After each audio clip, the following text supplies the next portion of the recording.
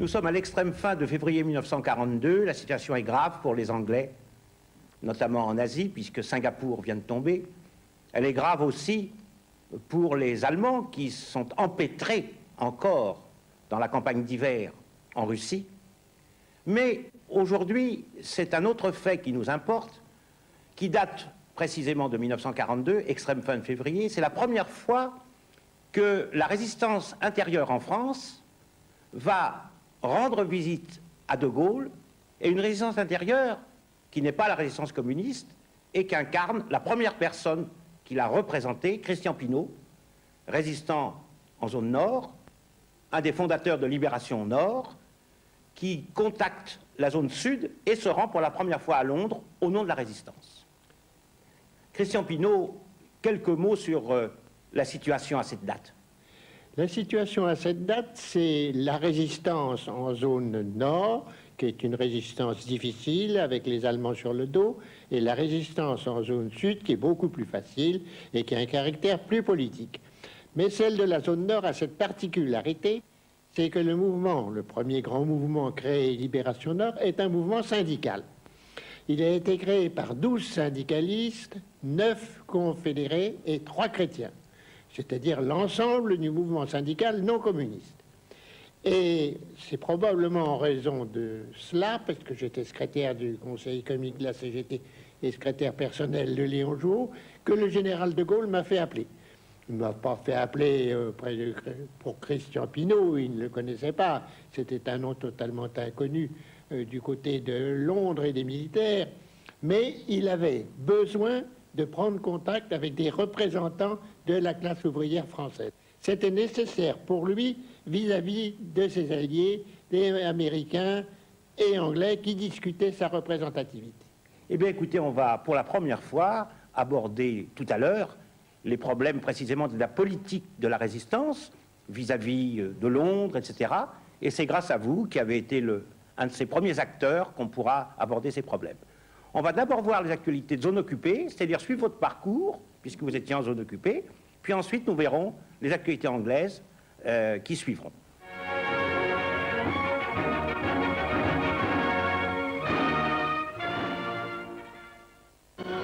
Les troupes japonaises sont maîtresses de Singapour. Ici, pendant plusieurs heures, se sont déroulés des combats particulièrement violents. La plupart de ces quartiers ne sont plus aujourd'hui que des amas de ruines. Reculant de rue en rue, les Britanniques furent contraints d'abandonner non seulement la ville européenne, mais aussi les quartiers indigènes où se mêlent toutes les races de l'Asie.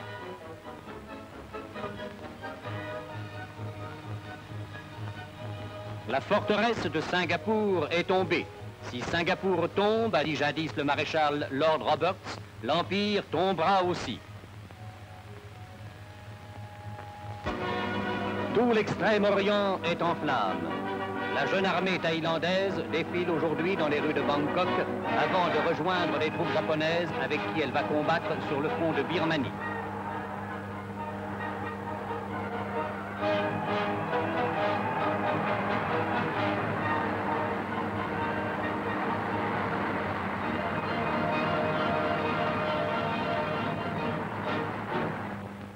Christian Pineau, vous étiez en zone occupée à ce moment-là, et pour recréer, si j'ose dire, vos sentiments de l'époque, comment avez-vous vécu cet événement, la chute de Singapour, si vous en souvenez, et puis ce qui vient de se passer depuis quelques mois?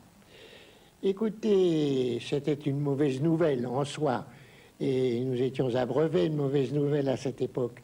Mais je vais peut-être vous surprendre en vous disant que certaines de ces mauvaises nouvelles nous faisaient chaud au cœur. En ce sens que, par exemple, l'entrée des États-Unis dans la guerre. Bon, elle a commencé par un désastre, Pearl Harbor. Mais cela signifiait que les Américains allaient se battre à nos côtés. L'entrée des Russes dans la guerre, plutôt involontaire, mais enfin, elle était quand même importante, bien qu'elle ait commencé par des désastres, prouvait que la Russie aussi était à côté de la France. Et pour nous, dans la résistance, le pire, c'était l'isolement. Nous n'avions de contact avec personne, nous ne connaissions personne, même à Londres. Il y avait de temps en temps un certain nombre de gens qui venaient de la part du général de Gaulle, etc., mais la moitié appartenait à la Gestapo. De sorte que nous avions, à partir de ce moment-là, la sensation qu'il y avait des alliés, ces alliés dont le général de Gaulle avait prévu l'existence dans sa déclaration du 18 juin. Vous voyez comment les choses se présentaient. Oui. Oui. Eh bien, on va continuer à avoir d'autres informations et vous les commenterez si vous voulez bien. Hongrie. Le maréchal Keitel est l'hôte de Budapest. M. Barta, ministre hongrois de la guerre, accueille à son arrivée le chef du haut commandement des forces armées allemandes.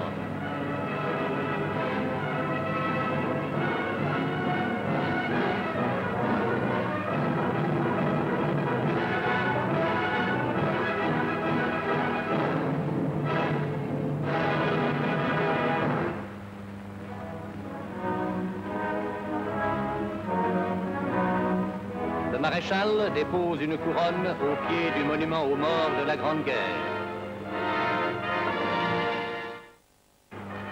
Rome, en présence de M. Mussolini, célèbre le 19e anniversaire de la fondation de la milice fasciste.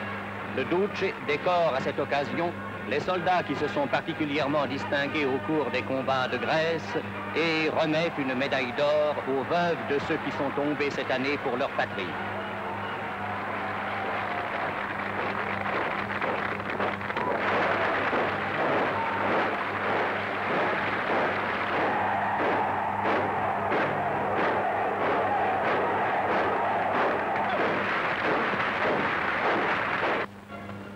À Madrid, après la célébration d'une messe en plein air, une centurie de la phalange espagnole va recevoir le nom de Louis Alcocer, premier soldat de la division bleue tombé sur le front de l'Est. La bénédiction de l'étendard.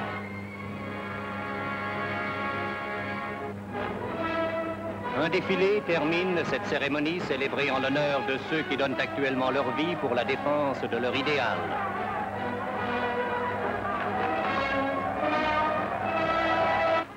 Les jeunes des chantiers participent à l'instruction spéciale des sapeurs-pompiers.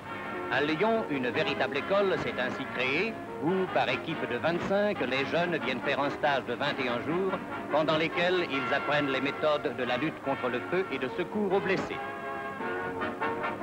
L'éducation acquise pendant ce stage permettra, en cas de sinistre, d'avoir dans leur localité d'origine des spécialistes qui pourront utilement seconder les secours.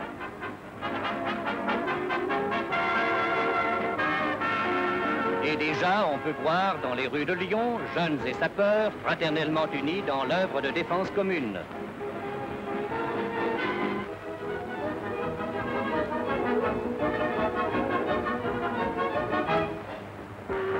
Une grande victoire pour Euser. Au Palais des Sports de Berlin, Heinz Lasek, champion d'Allemagne poids lourd, met son titre en jeu devant son challenger Adolf Euser.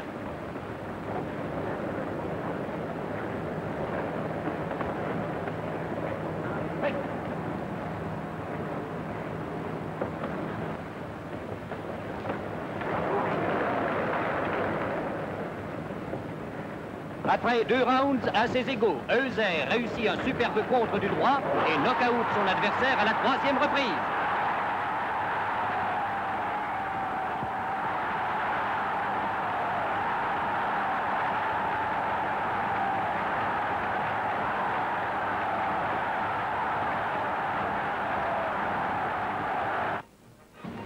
Sur la piste du Palais des Sports bruxellois, 3 hommes se disputent la suprématie.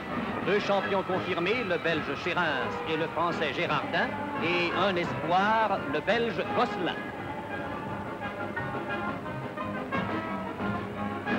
Gosselin dérape et tombe sur la piste trop glissante. Mais la course sera reprise le lendemain et verra quand même la victoire de Gosselin, sa première grande victoire.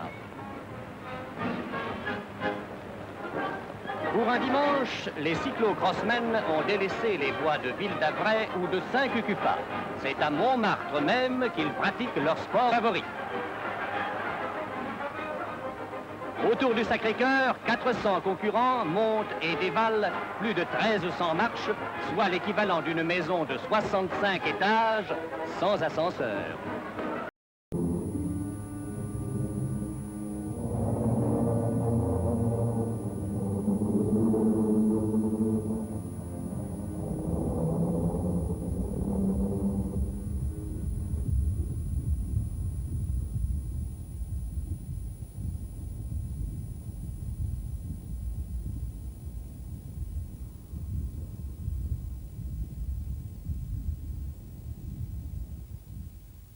En cette fin de février 1942, où nous allons voir les activités japonaises puis américaines, nous sommes au zénith des victoires japonaises. Victoires japonaises, bien sûr, d'abord sur les Américains, comme on le sait, à Pearl Harbor et ailleurs, mais victoires japonaises surtout sur les Anglais, qui vont perdre Singapour dans des conditions dramatiques. Et c'est parce que ce drame a frappé tous les Anglais de cette époque que nous sommes avec un des témoins, non pas de la chute de Singapour, puisqu'il était gamin à l'époque, il avait 15 ans, mais avec le professeur Parker, qui a écrit un petit bijou de livre sur la Deuxième Guerre mondiale. C'est à lui, témoin de l'époque et historien, que je vais demander, vous vous souvenez de ce... Est-ce que ça a été une défaite qui vous a touché vous-même? Oh oui, ça a donné beaucoup de soucis en Angleterre et beaucoup de surprises. C'était partir d'une série de catastrophes. 41, c'était la chute de la Grèce, la chute de Crète. Ensuite, juste après Pearl Harbor, les Japonais ont coulé les deux cuirassés qui étaient là pour la défense de la Malaisie, le Prince Wales et le Repulse, ce qui a été une grande déception, défaite pour le Royal Navy. On n'a pas anticipé ça. Ensuite, la chute de Singapour, un grand événement qui cause, encore une fois, causé une grande surprise parce qu'on parlait de Singapour comme d'une forteresse qu'on ne peut pas capturer. Ensuite, c'était le voyage des deux navires de guerre de Brest à l'Allemagne, le Scharnhorst et le Gneisenau, avec le prince. Le viol du Channel. Le viol du Channel. C'est-à-dire c'était bien le English Channel qu'on viole. Voilà. Avec cet avion. C'est-à-dire 4 défaites navales. 4 défaites. Eh bien, ça a même donné des soucis pour la position politique de Churchill lui-même. Sa position politique a été affaiblie après ces défaites. Dans l'été de 1942, il y avait même des hommes politiques qui essayaient de le remplacer comme dirigeant de la guerre. On va voir d'abord les activités japonaises, que vous interromprez quand vous souhaitez, et nous les commenterons peut-être ensemble.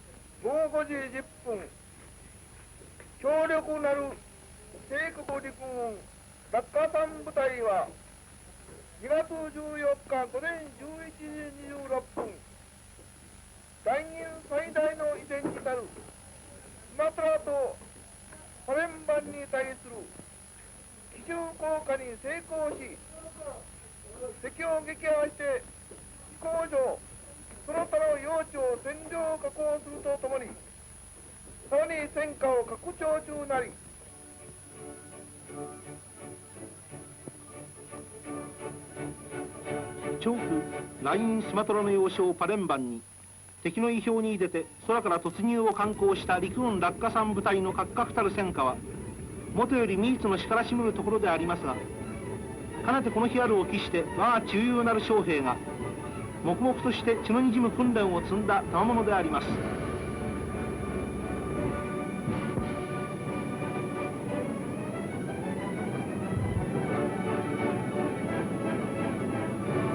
我は四股の見立てとなりて大空を行かん。大東亜戦線各地の相次ぐ商法に血を沸かし、実戦さながらの猛訓練に勤しむ空の強者に栄光あれ。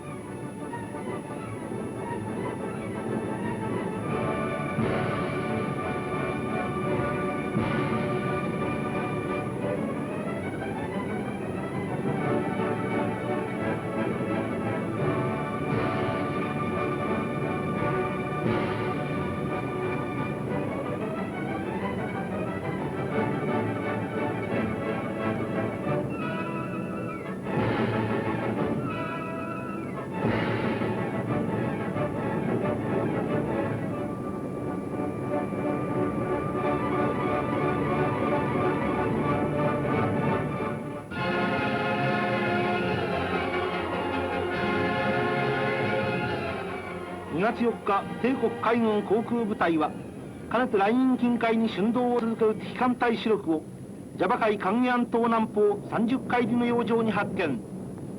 直ちにこれに猛攻を加え、オランダ海軍が誇る新鋭巡洋艦でロイテルほか3隻を撃沈大破。アメリカアジア艦隊機関ヒューストンを撃沈。ここに敵艦隊、中にもライン艦隊の主力は瞬時にして壊滅し、敵西南太平洋連合艦隊司令長官ハートの戦死も伝えられ、赤道直下の洋上に각々の戦果を挙げました。これは猛烈なる敵が防御の十字砲火を犯して果敢なる爆撃を敢行する我が海の表しと、敵艦隊の壊滅寸前を示すジャバ沖海戦の生きた記録であります。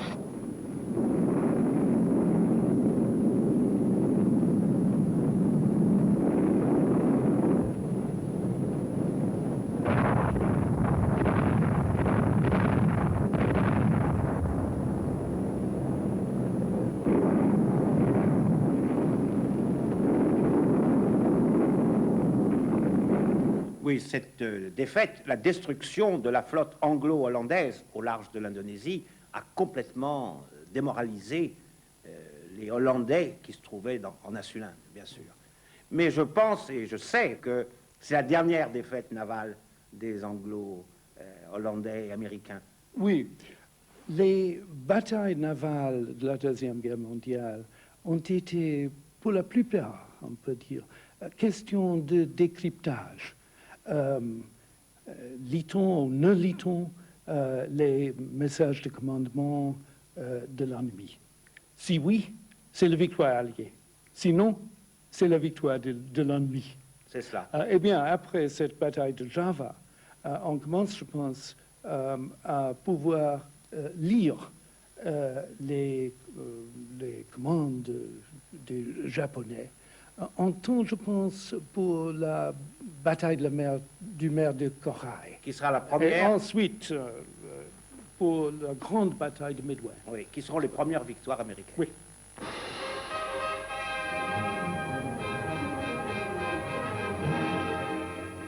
マライ方面帝国陸軍部隊は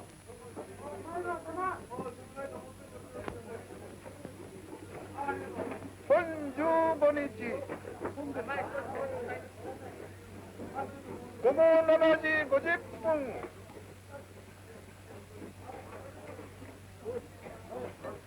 シンガポール島要塞の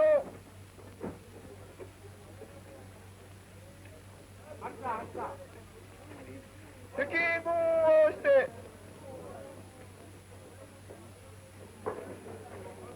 無条件航空説明たり漏洩帝国の威信ついに地に落ち時昭和17年2月15日全国を興奮のるつぼに投じた歴史の世はほのぼのと挙げて一億の民草挙げて感激の本流と化し続々球場前広場に参集この声天にも届けと報告の家坂を唱えて祭る靖国神社社頭は夜も明けきらぬ頃より参拝者引きも切らず大東は聖戦の花と散った多くの英霊もこの日世紀の朝をことんかのようでありますまちまちは戦勝祝賀の歓喜に沸き立つ中にも永遠倒れる日まで戦い抜かんとする1億国民の息は人も得る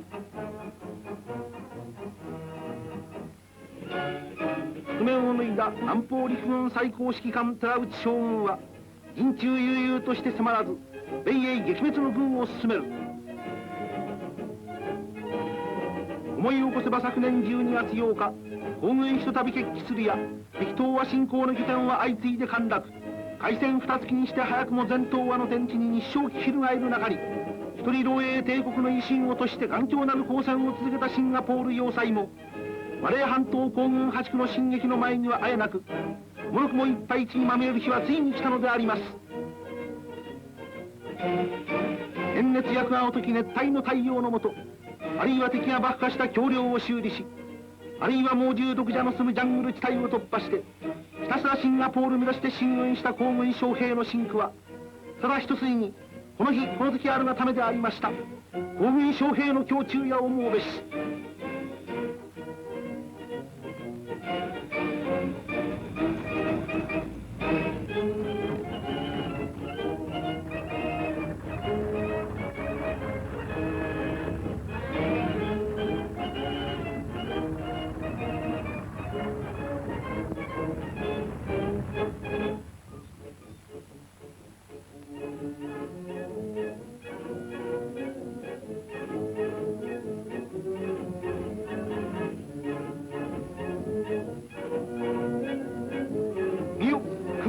体となっての黄軍疾風陣雷怒涛の進撃を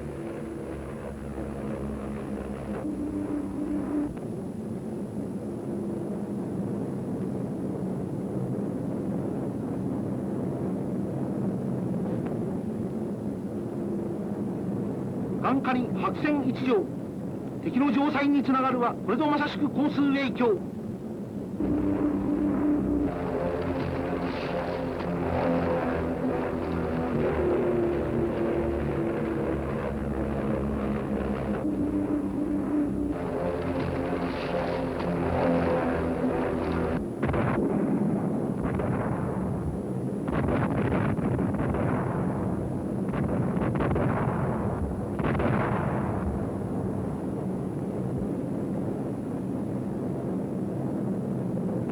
敵の本陣間近し、我が陸の荒しは敵が必死となって打ち出す防空砲火の弾幕をくぐり、敵の頭上を低く殺到する。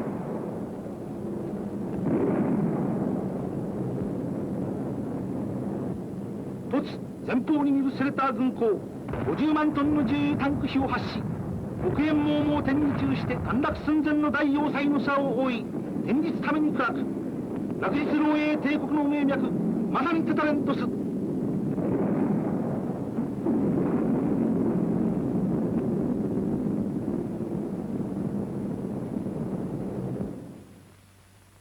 シンガポールの陥落により、米英の豪語さる対日包囲陣の一角は全く崩壊し、しかも皇軍破竹の進撃により、いわゆるビルマルーと初段の火は二つにあるのであります。かくして重慶政権はまさに全く孤立無援の苦境に陥らんとしておるのであります。これに対し帝国は断固として最後の鉄槌を火炎とするものであります。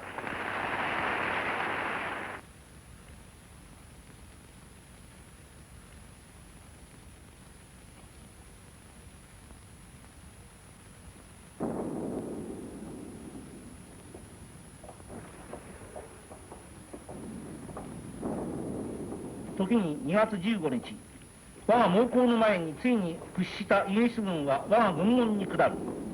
白旗を掲げた敵将パーシバルは、指定せられた会見の場所、フォード自動車会社跡に昇然たる歩みを進める。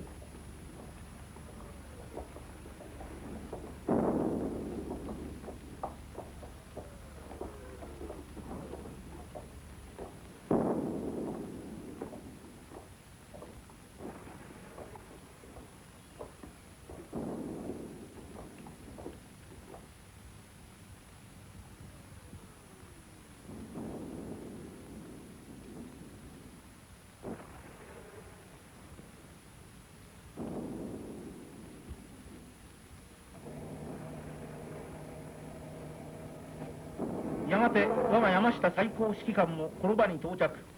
旅順海上の水死営会見にも比すべき歴史的両将軍の会見が始まったのである。山下将軍はまず敵側代表の声明を問いただし、直ちに会見の本題に入る。我が軍の望むところはもちろんイギリス軍の無条件降伏である。敵将パーシバルが即答を嫌って、あるいは明日に、あるいは数時間後にと返答を渋る。山下将軍は語気鋭く、明日とは何か、即刻の返答なくば全軍に命じて猛攻撃を開始する。それでもよいかと詰め寄る。パーシバルは答えに窮し、しばらく躊躇の色を蒼白の面上に漂わす。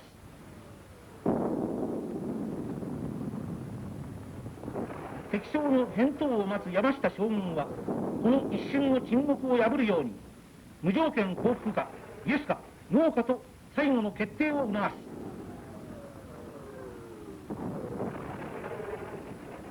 敵将もここに至ってついに意を決し、日本軍の要求を全面的に受け入れることになった。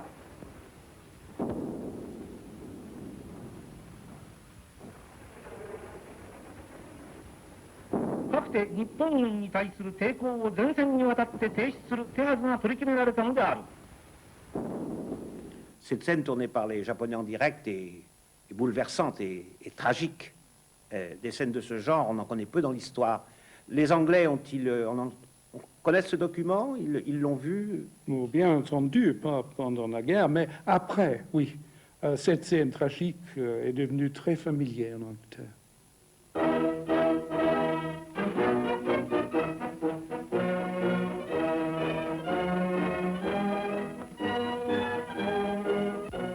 シンガポール落ちて1億国民の谷に立つ感激が席を切った戦勝第一次祝賀の日、2月18日の暁かけて続々参集した関士の群れは球場前広場をうずめ尽くし、政治の万歳を唱え立てまつれば、午後1時55分、賢くも大元帥陛下には御軍曹も御凛々しくご愛柱行きに見させられ二重橋に出御、石聖捧げ立てまつる民草の観古に応えたもう、見たみ割れ生ける印あり、一点万丈の大君を間近に配し立てまつる民草の感激ここに極まる。ついで皇后陛下には皇太子殿下、三内親王殿下とお揃いにて二重橋中央に出御、日照碑を御手にご会釈を賜う広告いやさかの一瞬であります。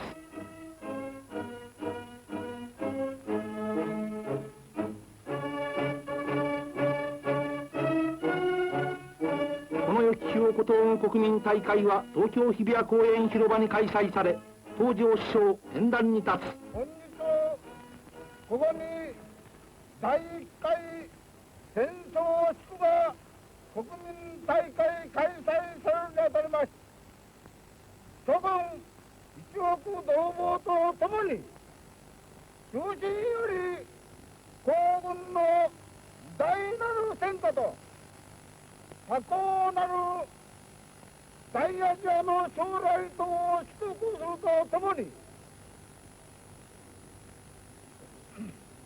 尊き戦没の英霊並びに傷病将兵に対し感謝の誠を捧げ、さらに聖戦目的の完遂に向かって諸君と共に一度邁進せんことを誓うものであります。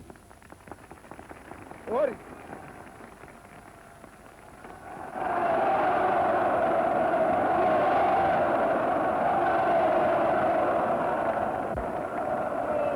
続いて名峰オットードイツ大使、インデルリイタリア大使、コモーモ国民を代表して祝辞を述べました。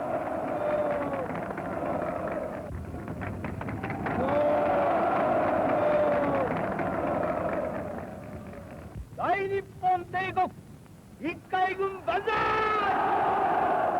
万歳！万歳！この日の生徒は戦勝祝賀の人色に塗りつぶされ、勇壮な音楽隊は市民の観光のうちに市内を行進。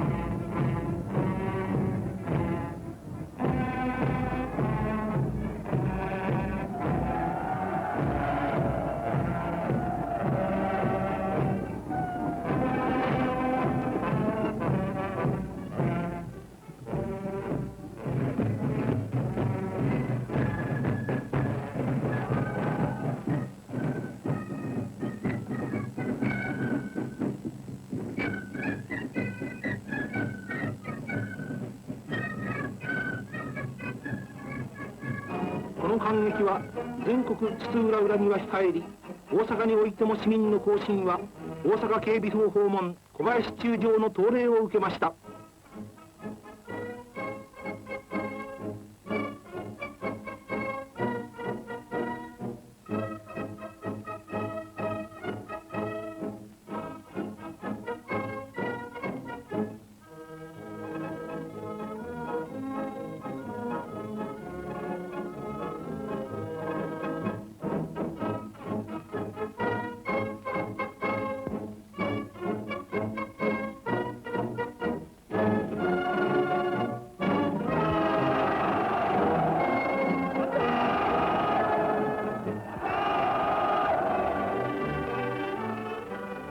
方講和の名法中華民国の首都南京においても慶祝大会は盛大に挙行され、折からの旧正月に一般市民の祝賀の波は嫌が上にも高まり、日華提携親善の感激風景を見せました。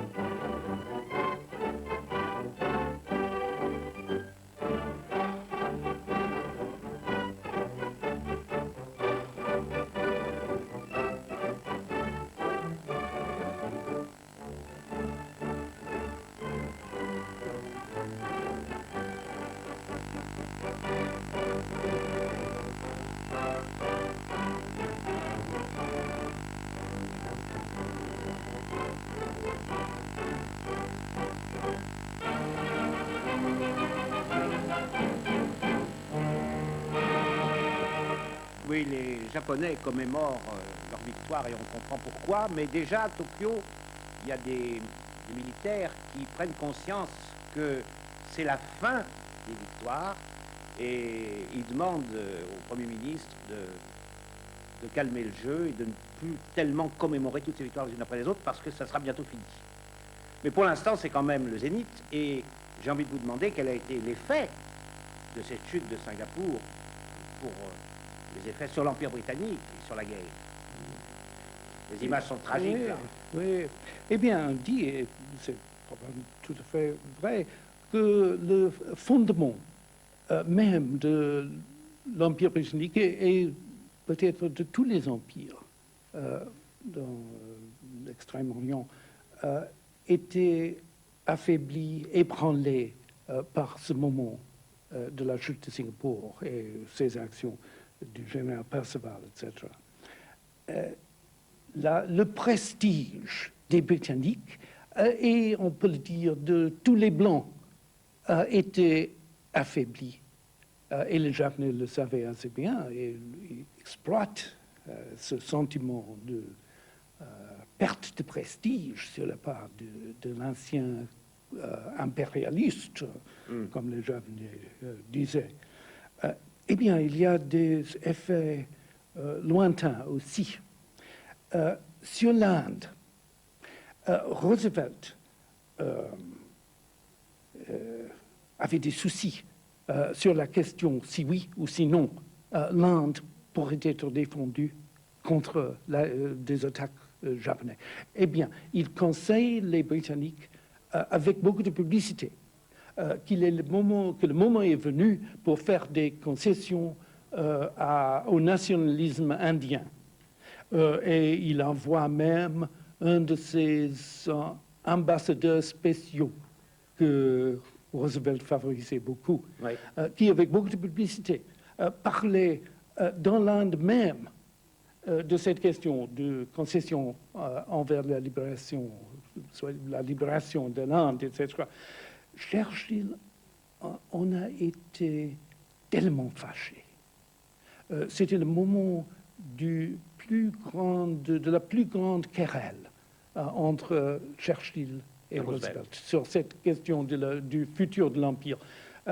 Churchill a même dit en public, dans un discours public, moi je ne suis pas devenu Premier ministre de Sa Majesté pour présider à la dissolution de l'Empire britannique. C'est quand même assez extraordinaire parce que Roosevelt demande à Churchill de rendre l'Inde indépendante, mais quand aux Philippines, le président Quezon a dit « Donnez-nous maintenant notre indépendance avant que les Japonais arrivent, et comme ça nous serons neutres et nous sauvegarderons un peu les intérêts des... » Il a refusé Roosevelt. De poids, de mesure. C'est souvent comme ça en histoire. Oui. Bien, on va voir maintenant les actualités américaines et on va voir ce qu'elles disent ou ne disent pas des événements.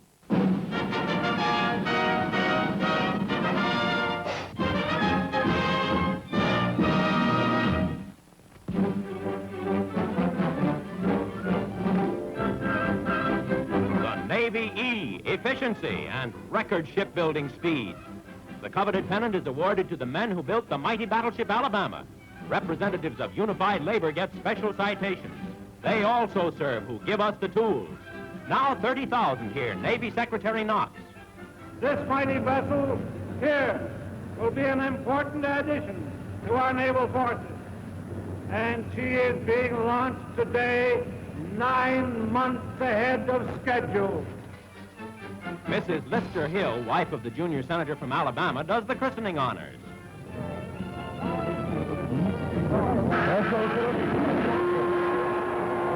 $35,000 tons, cost $80 million.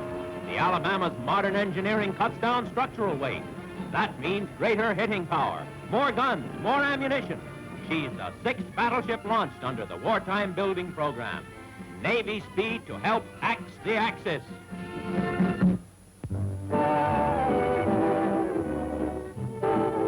Charity golf at Dallas.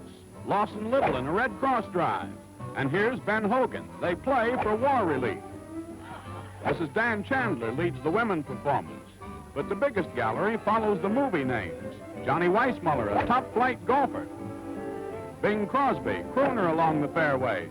And his gag master buddy, Bob Hope. The touring Hollywood shotmakers find their popularity follows them cross-country. And as fair caddies make eye-filling pictures, our cameraman doesn't mind the least bit. Where there's life and laughter, there's hope. But when the gals get into his hair, even Bob complains. Bob really takes his golf seriously, but his fans still expect him to keep 'em smiling.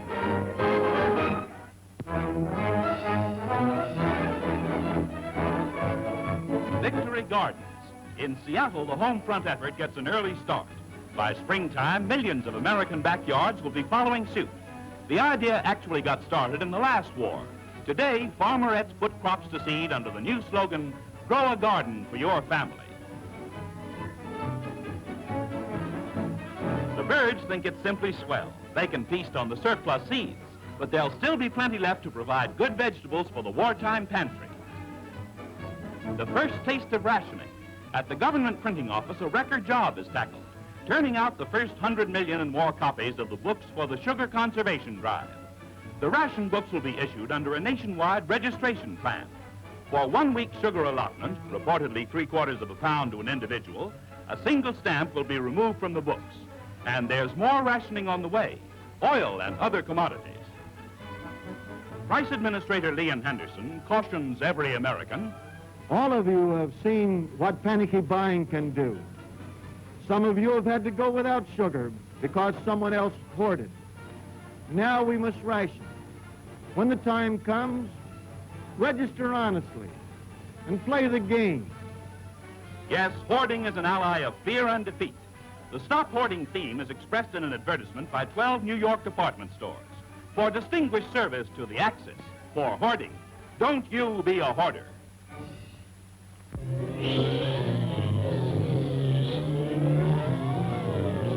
Weather report in pictures. Censors do not permit weather.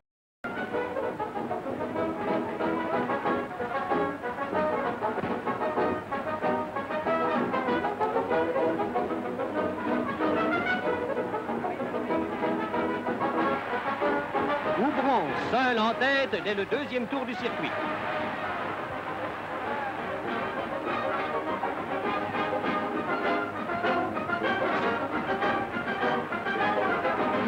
Houbrant, le grand as de la spécialité, remporte une nouvelle victoire.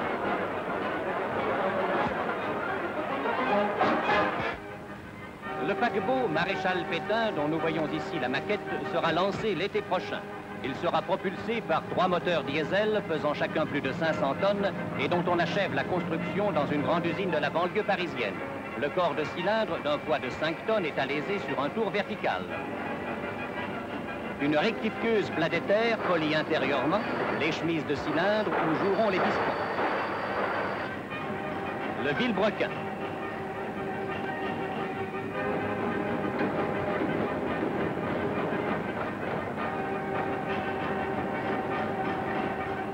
9 mètres de hauteur, 21 mètres de longueur, une puissance totale de 30 000 chevaux, telles sont les caractéristiques de ces moteurs, nouvelle manifestation du génie français, réalisée malgré des innombrables difficultés de l'heure présente.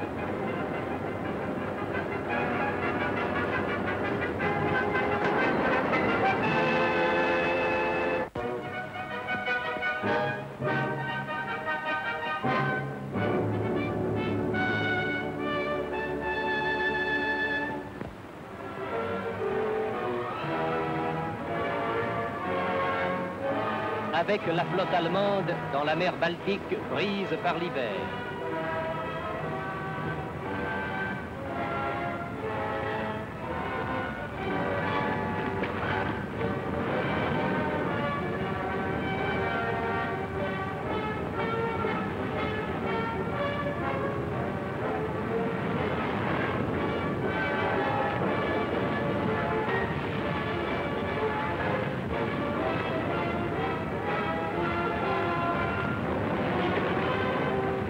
Les brises-glaces de leur étrave d'acier s'emploient à ménager un chenal qui permettra aux sous-marins de gagner la haute mer.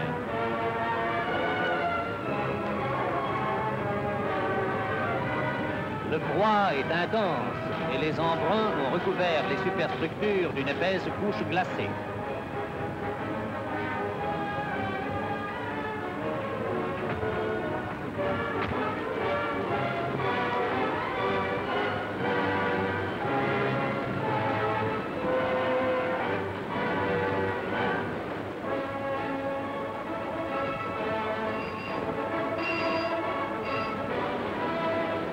La route est libre.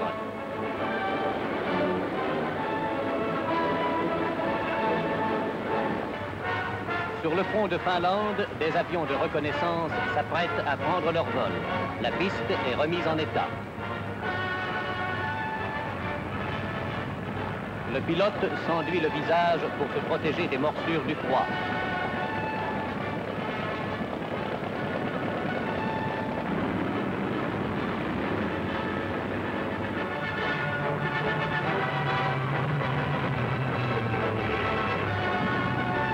L'observateur prend de nombreux clichés au-dessus des forêts de la Carélie orientale.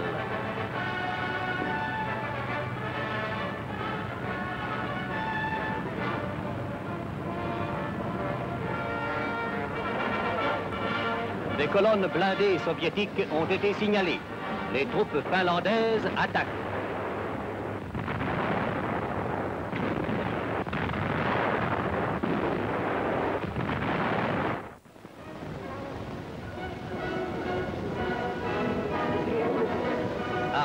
À sa descente de train, le maréchal du Reich Hermann Göring est accueilli par M. Mussolini.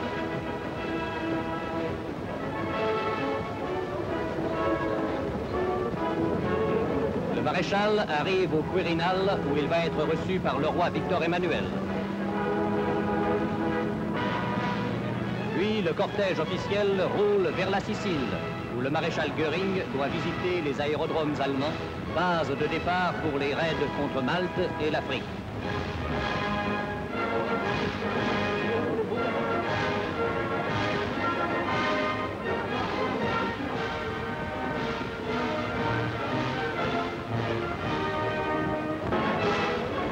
Inspection des positions de DCA. Une escadrille décolle afin d'effectuer une mission de surveillance au large des côtes. Dans un port italien au 1er jour de février, un important matériel de guerre est embarqué à destination de l'Afrique.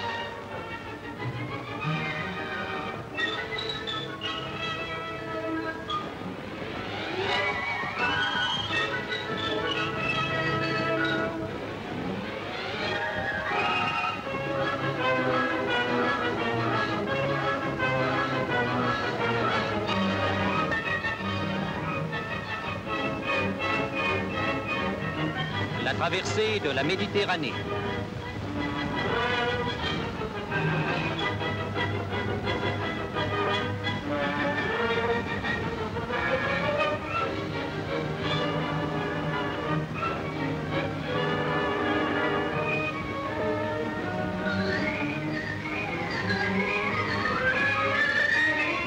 Dans un port de Tripolitaine, débarquement des tanks, camions, canons et munitions.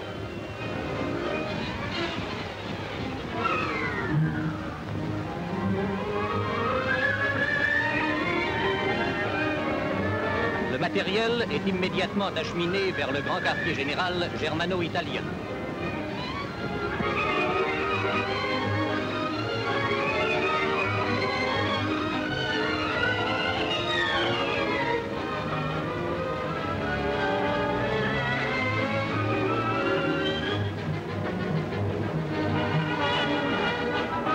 Les colonnes sont inspectées par le général Rommel avant d'être dirigées vers le désert de Cyrénaïque.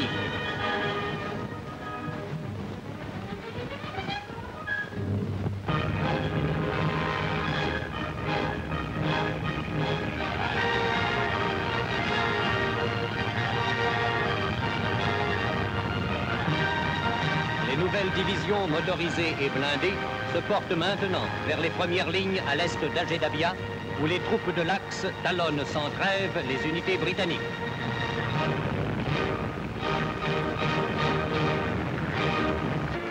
Au cours de son récent voyage en Allemagne, M. l'ambassadeur Scapini vient visiter le camp de prisonniers de Stablach, avant de remettre au nom du maréchal Pétain la cravate de commandeur de la Légion d'honneur au général Ditley, héros de la guerre 39-40. M. Scapini passe en revue les 3000 élèves officiers de réserve qui ont été groupés dans ce camp.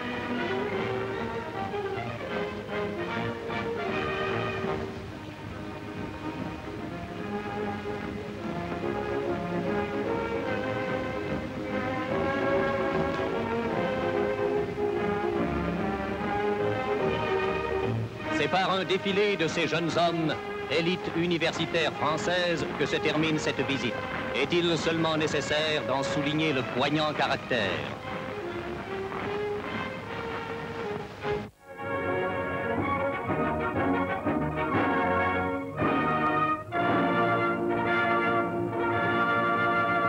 Christian Pineau, ces actualités, vous alliez au cinéma dans la Résistance à cette date? Non. Pour une raison très simple, c'est que le cinéma était un des endroits les plus dangereux possibles pour les résistants. Car c'est là que la Gestapo faisait des descentes et arrêtait un petit peu n'importe qui. Et j'avais pas du tout envie d'être interrogé à cette époque-là par la Gestapo, qui aurait pu me poser des questions très dangereuses. Et maintenant que vous voyez ces actualités, comment vous réagissez? Bien, je vous ai raconté tout à l'heure une histoire, si vous me permettez, je voudrais la redire à nouveau. Il y a eu deux états d'esprit à cette époque-là. Et ça s'est retrouvé au camp de Buchenwald au moment où nous avons été libérés par les Américains. Nous nous sommes réunis sur la place d'Appel et nous avons fait un serment, plus jamais ça. Pour les uns, cela voulait dire plus jamais les Allemands, plus jamais les nazis bien sûr, mais pour beaucoup plus jamais les Allemands. Et par conséquent, ça signifiait, un peu comme après le traité de Versailles, une rupture définitive entre la France et l'Allemagne. Et beaucoup de communistes en particulier avaient cette position-là. Et la mienne et celle d'un certain nombre de camarades, je n'étais pas le seul, était de dire plus jamais de guerre. Et pour qu'il n'y ait plus de guerre entre la France et l'Allemagne, il faut que la France et l'Allemagne se réconcilient. C'était difficile moralement à cette époque-là, mais j'ai considéré que c'était une nécessité et c'est le début de ma carrière européenne. Autrement dit, vous avez été avant Schuman ou avant Monet ou simultanément le premier Européen, un des premiers Européens. Un des premiers Européens, oui, mais je mets Schuman très avant moi. Oui, mais à cette époque pourtant, dans les milieux que vous fréquentiez, vous étiez devenu socialiste à ce moment-là, après la guerre. Oui. Est-ce qu'on avait cette attitude? Elle était très variée. Très variée. Guy Mollet était un peu comme ça aussi, mais il n'avait pas été déporté. Oui. Il n'avait pas le même passé de résistance. Oui, mais ça m'a donné beaucoup d'autorité parce que beaucoup d'Européens, on peut dire, vous voyez, il y a des déportés qui considèrent comme nous que la paix avec l'Allemagne est nécessaire. Oui. Et je les ai soutenus dans la mesure où je leur ai apporté une certaine caution. Donc vous avez été un des premiers à vouloir reconstruire l'Europe en oubliant les vieilles nations et ces vieilles querelles. Oui, oh, je savais bien que c'était très difficile, mais je me disais, et je n'avais pas tort, puisque j'ai encore vécu plus de 50 ans après cela, je me disais, ben, les nouvelles générations, ça sera un peu différent. Et alors, le réveil des nationalismes aujourd'hui, que vous fait-il? Eh bien, il m'est très pénible. Il m'est très pénible. Ce qui m'est le plus pénible, peut-être, c'est le révisionnisme. C'est-à-dire que on n'a pas le droit de trahir l'histoire. L'histoire est ce qu'elle est. Elle est irréversible. On ne peut pas refaire les choses qui ont été et qui ne sont plus. Alors, quand on vient dire aujourd'hui qu'une chose qui a existé, que j'ai vécue, n'existe pas, alors ça me bouleverse. Et vous voulez parler de ceux qui nient l'existence de camps de la mort, essentiellement. Ils nient les camps de la mort, ils nient les souffrances que nous avons subies, ils nient les chambres à gaz. Moi, j'ai entendu, je me rappelle un souvenir émouvant, un vieux Russe qui était arrivé à moitié mourant dans un wagon venant d'Auschwitz, que je faisais partie de la guerre commando, c'est-à-dire des corvées du camp. Nous en avons emmené 2500 qui étaient encore vivants sur 5000. Nous les avons emmenés dans une tente. Et là, il y en a un qui est mort dans mes bras. Et sa dernière parole a été « Je préfère mourir dans les bras d'un camarade que dans une chambre à gaz ».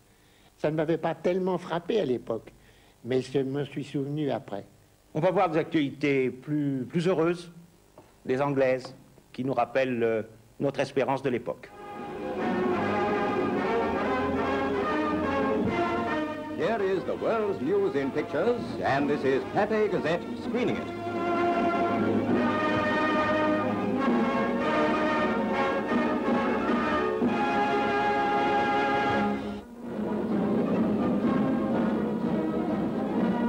At centres all over the country, young men of the Air Training Corps are studying hard to equip themselves for the time when they may graduate into the Royal Air Force.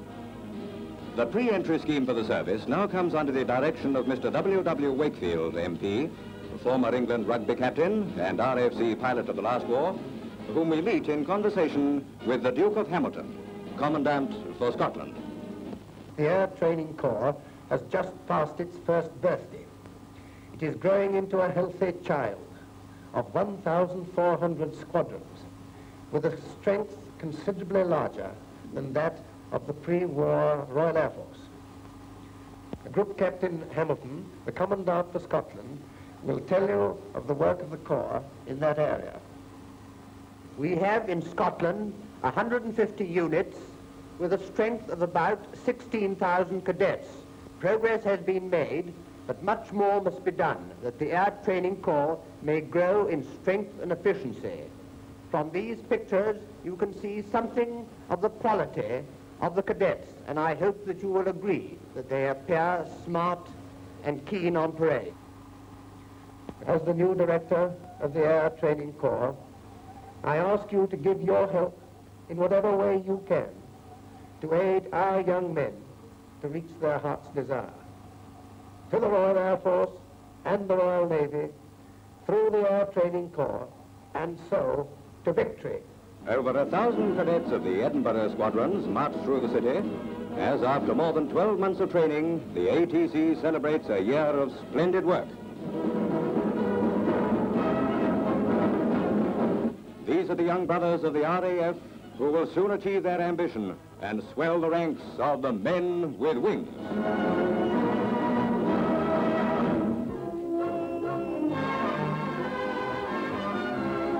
Starting in the north, we visit one of our aerodromes as General de Gaulle arrives to inspect some of the men of his country attached to the Free French Squadron of the RAF. Similar to our Fleet Air Arm pilots, many of these men wear naval uniform. Not a few of them have several Nazi planes to their credit.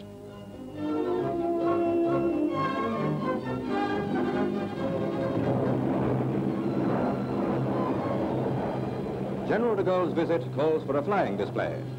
The formation of aircraft shows nice originality by taking up position in the shape of the Cross of Lorraine, the Free French emblem.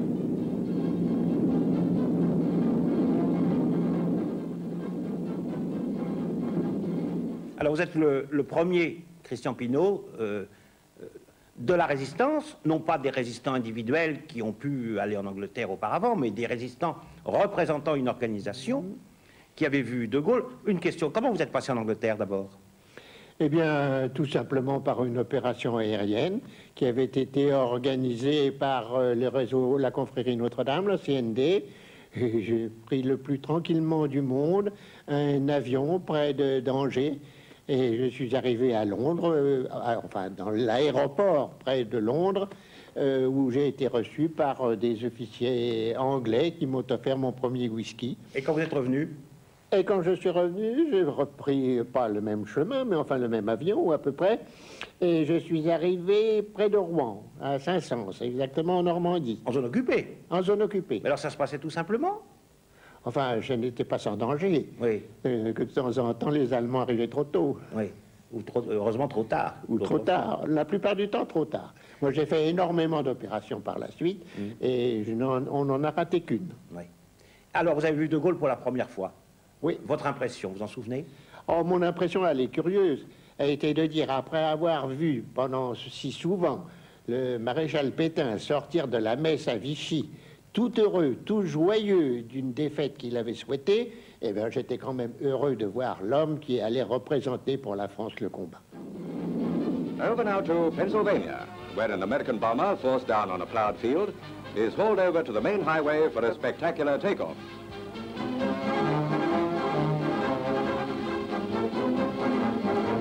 There she goes, with only inches to spare either side. Main traffic routes like these might well be used as emergency landing grounds.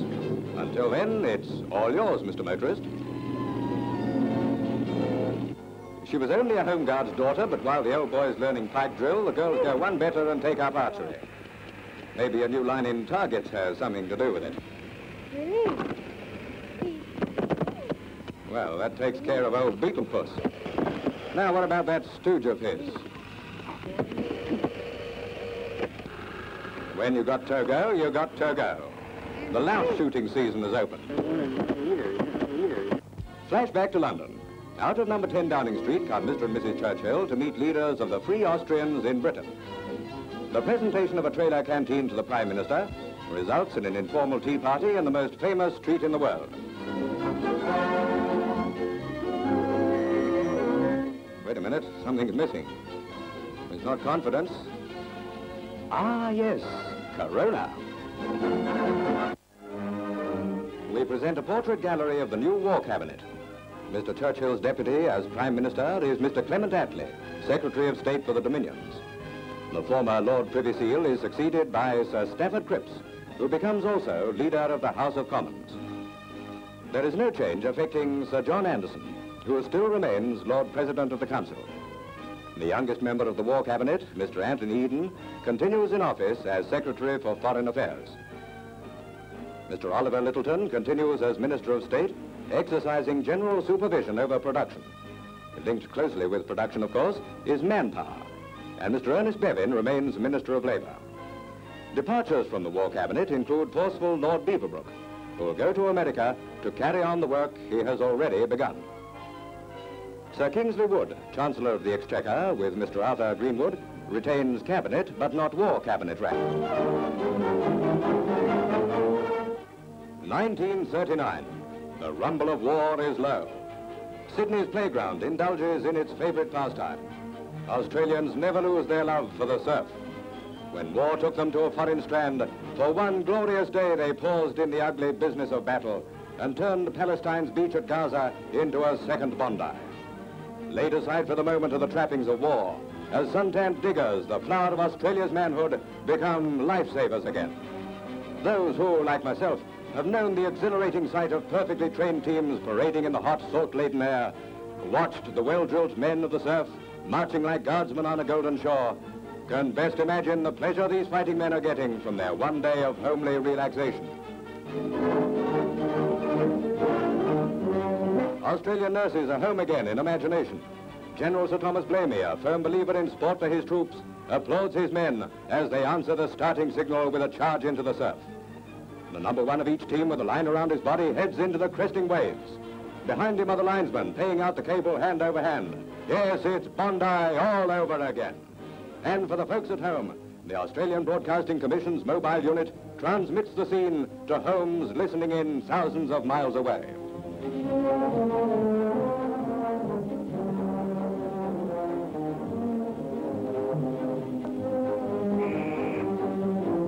nobles spoke of them as deluded, undernourished farm boys. What we see are magnificent specimens of sterling manhood. Australia answered the Empire's call. Now the Empire must answer hers.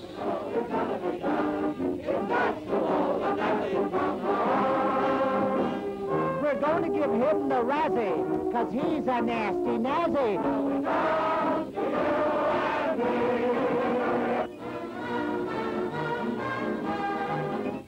Early morning scene in the Orient, and our cameraman already in the women's quarters. Reveille rouses the girls from their slumbers, so they chuck the lodger out, and after inhaling the pungent aromas of the East, prepare to meet the duties of another day. We're at the barracks of the Women's Auxiliary Army Service, a South African unit known as the Wazzies. These girls are ready night and day to meet hospital trains bringing in wounded troops from the desert battles and convey them in their ambulances quickly and comfortably to hospitals in the Middle East. Right dress, yes, and they look very nice in it too.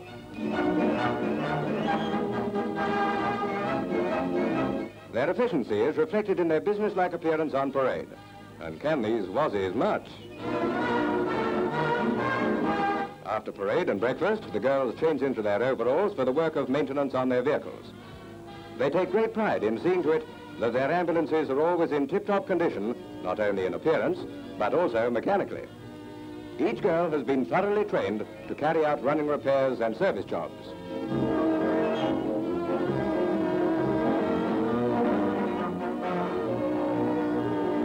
At 11 o'clock, they knock off for a cup of tea and a macaroon.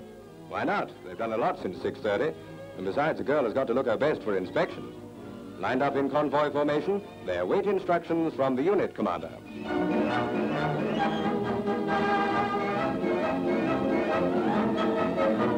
Setting off on a routine drive. This is just drill. But when the wounded come in from the Libyan desert, any man in the Middle East will tell you how much they admire the fine work of the Wazzies.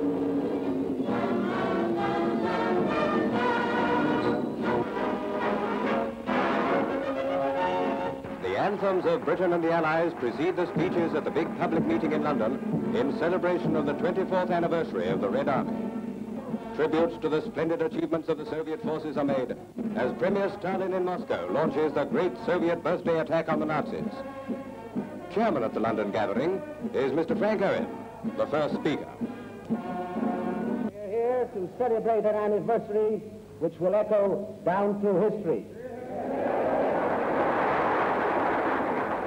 24 years ago today, the Red Army was first called into its honorable existence. It was born out of the First World War and out of the agony of a great revolution. One generation has passed, and now the world is at war again with German militarism. And we here today resolve to give all that is within the power of man to pay the debt which the Red Army have laid upon all mankind. Now the Labour MP for West Bromwich, Mr. John Dugdale. We come to pay a tribute to those who have died and to those comrades who have yet to die, that England and Russia may live. General Sir Hugh Gough, commander of the 5th Army in the last war. Ladies and gentlemen, and may I say, comrades,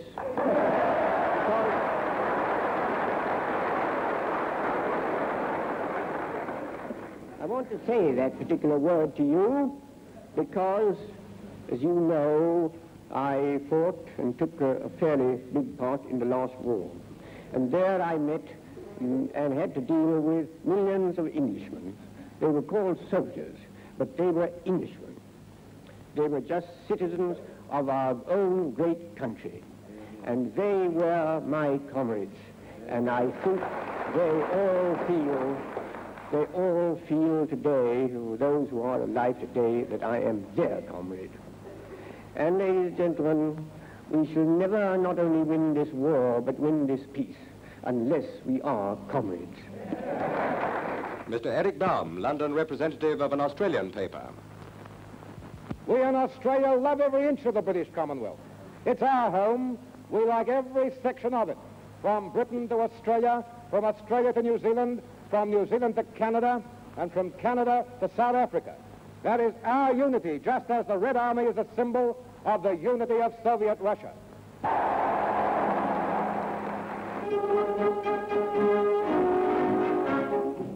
To the troops who have had some in the Western Desert, the converted River Nile boat, Arabia, is a dream ship come true. Nobby and Ginger, or so we'll call them, have just got 7 days' leave in Cairo. They've heard a lot about this houseboat, so they come aboard to sample its pleasures. The leave ship was the original idea of 2 officers who, realizing the need of a home from home, set the scheme going and even installed a sergeant as receptionist. Blimey, this is paradise after the sweat and blood and fears of the desert. And a waiter to bring tea while a fellow sits back in an easy chair. Nobby and Ginger are feeling like a couple of millionaires. All home comforts, well, nearly all, at a cost well within their means. The rest of the day is given over to anything they feel like doing.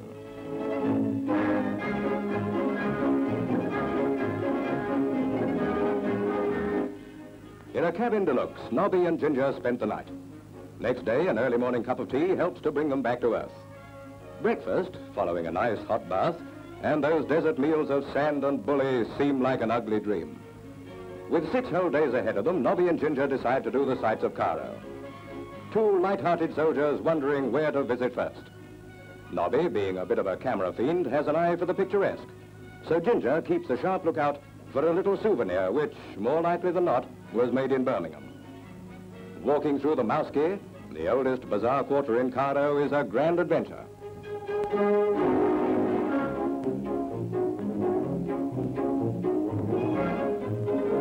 The inevitable swarm of little boys wanting to clean their boots.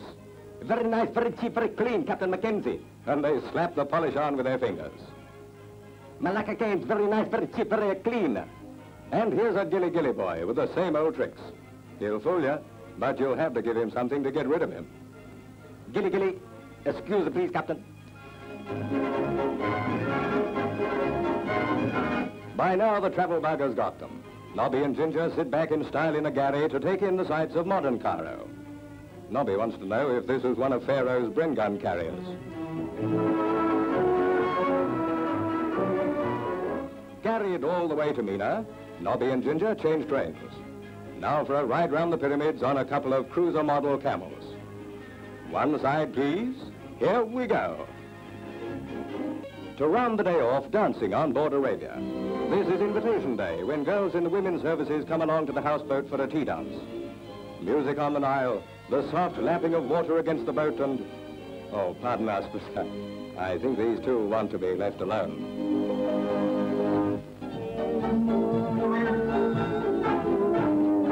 This is a skyline somewhere in India. The skyline of a great steelworks helping to supply military equipment for Indian armies in the field. Great development has taken place in recent times. Today we see Indian iron being fashioned into weapons of war at the hands of Indian artisans. Molten metal from the blast furnaces is framing the answer to the would-be conquerors of the world.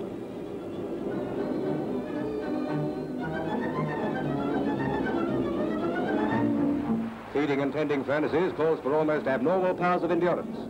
In an atmosphere of white-hot heat and belching flame, skilled workmen tend their fires.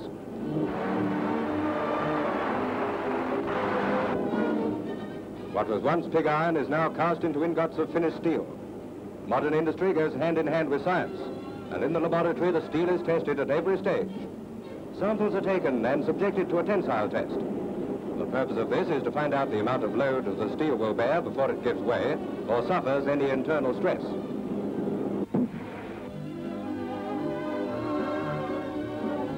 Now comes the final transition when the steel is rolled into armor plates, a process which carries the metal sheet through a succession of powerful rollers.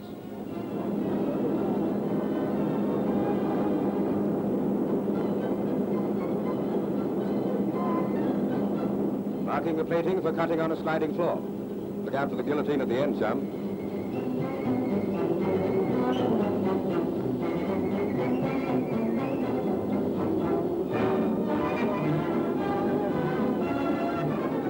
And now the assembly plant. where section by section armored cars are being fitted with their bullet-resisting bodies. The workmanship and the craftsmanship is entirely Indian.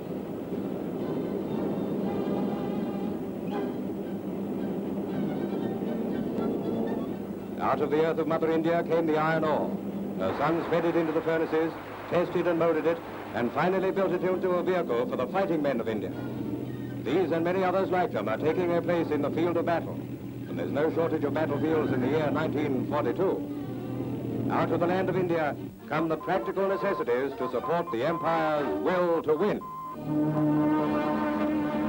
Oui, Christian Pineau, là quand même, je voudrais signaler que les actualités anglaises ne mentent pas explicitement, mais elles commettent une sorte d'acte manqué, 2 fois de suite. D'abord, juste maintenant, on vient de voir une Inde au travail, etc., etc., comme pour nous rassurer sur la situation en Inde, alors que les Japonais sont à Singapour, Bose, qui est un leader, un nationaliste indien, propose de s'allier aux Japonais. Gandhi, ce qu'on n'a jamais dit vraiment, vient d'envoyer un message à Hitler, un message de sympathie. Il en a envoyé à Churchill aussi en même temps, pour les inviter tous les deux à faire la paix, en jugeant qu'ils sont des criminels tous les deux. Tout ça crée un malaise qu'on veut nous cacher ici en montrant une Inde qui travaille pour la victoire. Ça, c'est un point. Puis juste avant, on a vu pire, si j'ose dire, dans les techniques de la propagande anglaise, cette fois-ci, dans cette petite duplicité rusée, c'est de nous montrer l'Égypte, en quelque sorte, quotidienne, alors qu'au moment où nous sommes, et où Rommel avance très fort vers l'Égypte, il y a des émeutes au Caire, parce que les Anglais ont obligé le roi Farouk à nommer Naas Pacha comme Premier ministre. C'est un acte de force que les Égyptiens ressentent comme une gifle.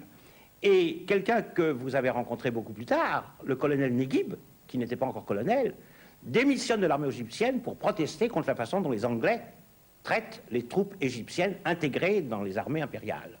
Donc, 2 documents, 2 sujets qui faussent, au fond, la vue des Anglais sur les drames qui s'annoncent dans l'Empire. Vous savez, dans toutes les guerres, la propagande fausse en général la vérité. Elle est faite pour ça. Oui, mais les Anglais, jusque-là, s'étaient montrés beaucoup plus attentifs à ne pas mentir et à annoncer leur défaite. Mais dès qu'il s'agit de l'Empire, ils les cachent. Oui, mais je vais vous dire quel a été le grand avantage d'Hitler vis-à-vis de ces pays. C'est que l'Allemagne n'avait plus de colonies. Bien sûr. Et que l'Angleterre était un pays colonialiste et que l'Allemagne, n'ayant plus de colonies, n'était pas un pays colonialiste. Alors il y avait une tendance des peuples soumis à des dominations étrangères à prendre parti pour l'Allemagne en se disant si les Allemands sont vainqueurs, eh bien peut-être que nous aurons notre indépendance. Je crois pour ma part qu'il se trompait beaucoup. Oui, d'ailleurs, Bose, en fait, s'est trompé, et c'est Gandhi qui ensuite va préférer la victoire anglaise, quitte à se rendre indépendant ultérieurement. Oui. C'est son pari, comme pour Bourguiba, Ferhat Abbas, qui va l'emporter sur ceux qui veulent se rapprocher précisément des Allemands. Je dois dire que dans une longue entrevue que j'ai eue avec Gandhi, il m'avait soutenu cette thèse. Oui. Donc par conséquent, ce que vous dites ne me surprend pas tellement. On va voir la fin de cette actualité. You've seen pictures of air attacks on our convoys before. You've read of how units of our Mediterranean fleet plough the wintry seas, constantly guarding the supply routes. Maybe the torpedo and dive bombing attacks on our ships have seemed very far away. We make no excuses for showing you incidents from another. This kind of thing is the daily experience of the men who go down to the sea in ships. Real war on the screen has none of the carefully posed photography of fiction. When these guns were firing, there was an even chance that the pictures would never be shown. Death was very near at the time.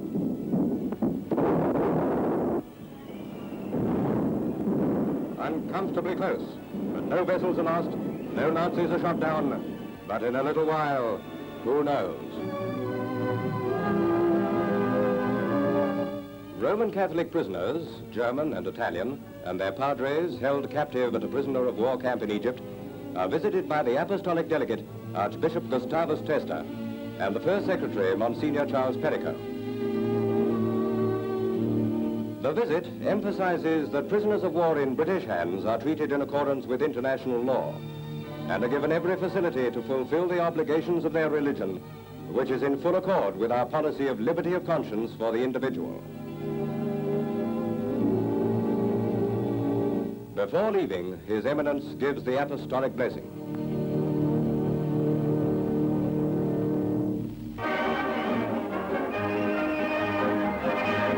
Mr. Wynant, United States Ambassador to Britain, does the rounds of an American military camp in Northern Ireland before his return from London to America for discussions with the President. Major General Hartwell is able to show Mr. Wynant how the men of the AEF have installed themselves in this village of Nissen huts. Mr. Wynant will certainly be able to tell Mr. Roosevelt that his boys will find welcome written on the doormat of every home in Britain.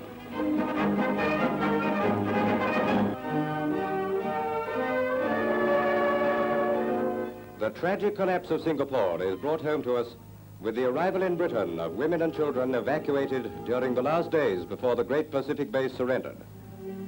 A pathetic passenger list of wives whose menfolk stayed behind, of children whose fathers remained in a vain effort to stem the Japanese advance.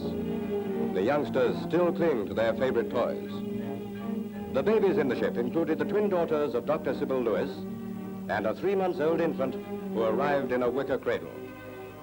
120 women and children.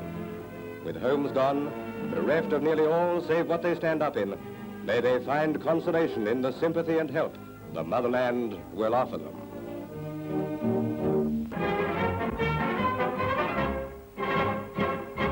Christian Pinault, moi, malgré tout, plutôt que vous demander vos impressions devant ces actualités, j'aimerais mieux connaître vos impressions à vous, arrivant en Angleterre, venant de zone occupée. Absolument stupéfait. Je m'attendais à voir un pays à moitié démoralisé. Je vois au contraire des gens très courageux, cachant leur destruction, descendant avec une discipline absolue aux abris, aucune récrimination, aucune plainte, et Dieu sait que j'ai vu des gens. Et je vais vous raconter une anecdote, qui est un détail, mais qui avait pour moi une grosse signification. On me donne des tickets d'alimentation, des différentes choses dont je pouvais avoir besoin. J'entre dans un magasin et j'achète des savons. Et je donne ma carte et le vendeur met 3 petites croix, 3 savons, alors, au crayon. Alors je lui dis bêtement, je lui dis, mais écoutez, c'est trop facile à effacer. Il m'a dit, mais jamais un Anglais ne ferait ça. Ça m'avait beaucoup frappé. Ce civisme. Oui. Je voudrais vous demander maintenant l'essentiel, c'est-à-dire votre rencontre avec De Gaulle, qui s'est faite instantanément. Je crois que vous l'avez vu plusieurs fois. Ah, je l'ai vu 2 fois. Je suis allé 2 fois à Londres, en 42 et en 43. Mais cette entrevue de 42, c'est la principale pour l'histoire. C'est la principale, parce que j'étais porteur d'un message de la résistance française dont l'objectif essentiel était de savoir quelle était la pensée politique du général de Gaulle. Il passait, tort ou à raison à l'époque, il passait pour être maurassien, c'est-à-dire partisan de la France seule, avec tout ce que cela comporte. Et ce que nous cherchions, nous, sans que ce soit notre principal but de guerre, puisque le principal but de guerre, c'était de chasser les Allemands, mais nous voulions tout de même rétablir la démocratie après la guerre. Nous ne voulions plus rien qui ressemble au national-socialisme, au fascisme et à tout cela. Et nous avions besoin d'être rassurés par une déclaration du général de Gaulle. Nous, je vous interromps, nous, c'est-à-dire les résistants, bien sûr, de zone nord, aussi de zone sud. Oui, j'avais été les voir. Et alors, les communistes. Et également les Belges. Et les communistes là-dedans? Eh bien, je n'avais pas eu encore beaucoup de contact avec les communistes. Je ne peux honnêtement pas dire que j'étais mandaté par eux. Oui, mais vous les aviez vus un petit peu? J'en avais vu quelques-uns, mais à titre individuel. Et alors, quels étaient les rapports qu'ils pouvaient avoir avec vous? C'est-à-dire que... Avec votre organisation, disons. On dit qu'il y a eu 2 périodes dans l'action communiste, c'est exact, avant l'entrée des Allemands en Russie et après. Après, évidemment, une certaine collaboration a commencé, encore que les communistes ne croyaient pas tellement à notre action. Ils nous trouvaient trop pacifistes, trop calmes, nous n'aimions pas les attentats, nous n'aimions pas les violences. Nous préparions la libération, nous. Voilà, mais parce que c'était le problème de l'époque, la violence. Oui. Il y avait eu les attentats. Justement. Voilà. Justement. Et alors, De Gaulle avait condamné, je ne dis pas stigmatisé, les attentats. Il ne les avait pas condamnés de façon à ne pas avoir l'air de contredire la résistance. Bien sûr. Mais à moi, il m'a dit qu'il les approuvait. Ah vous, vous savez qu'ils approuvaient? Ah oui, oui, très nettement. Et alors, pour quelle raison les désapprouvait-il publiquement?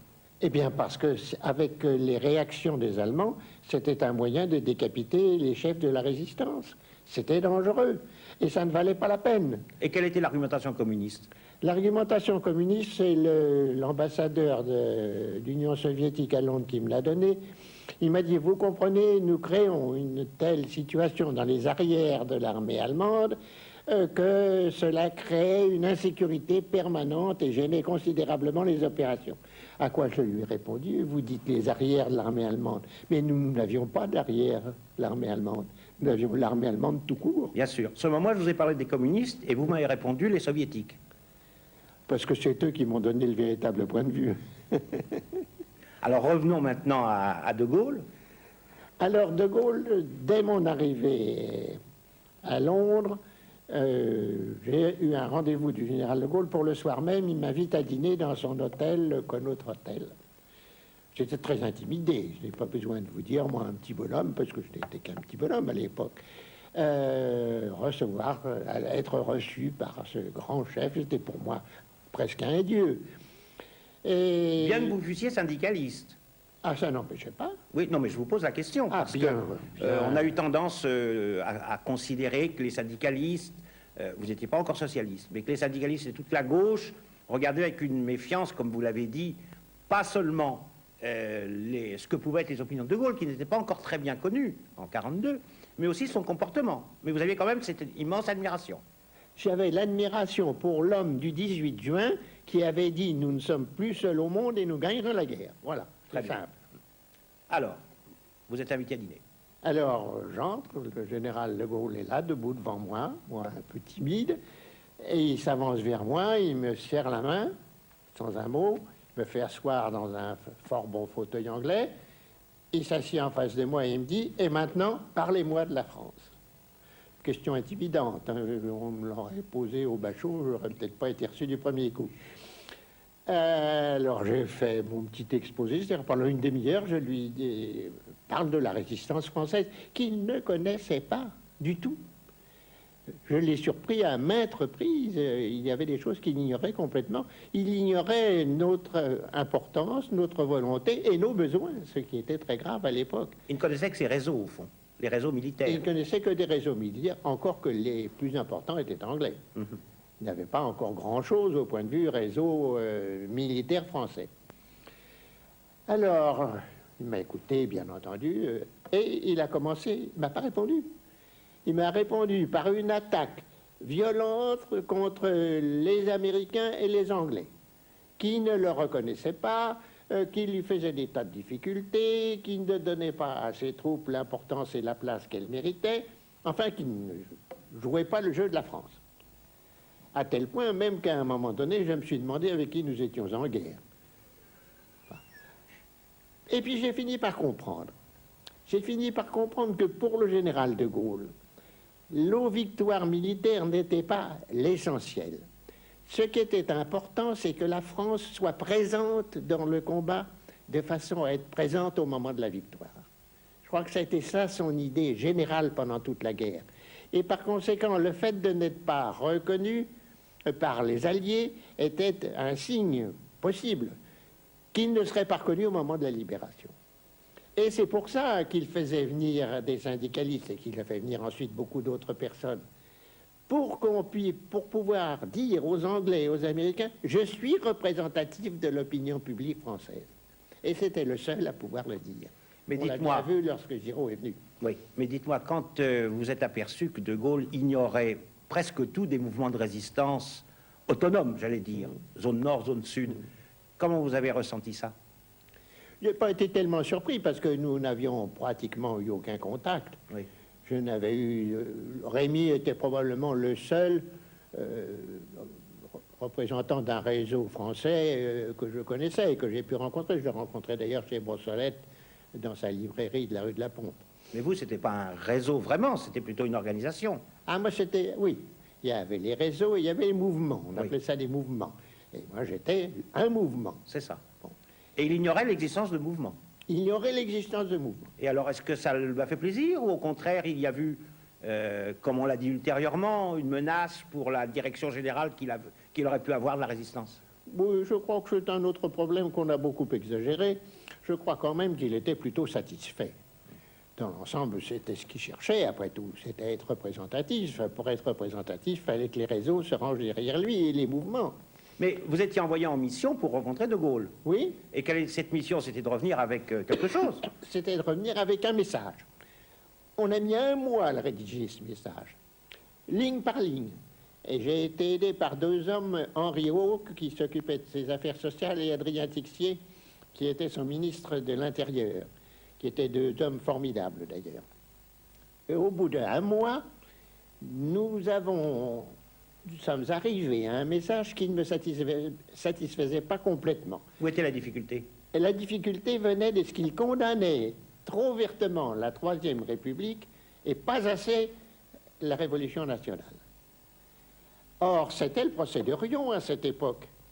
Et le fait de condamner la Troisième République, c'était apporter des arguments au maréchal contre les hommes de la Troisième, même si les hommes de la Troisième avaient commis des erreurs.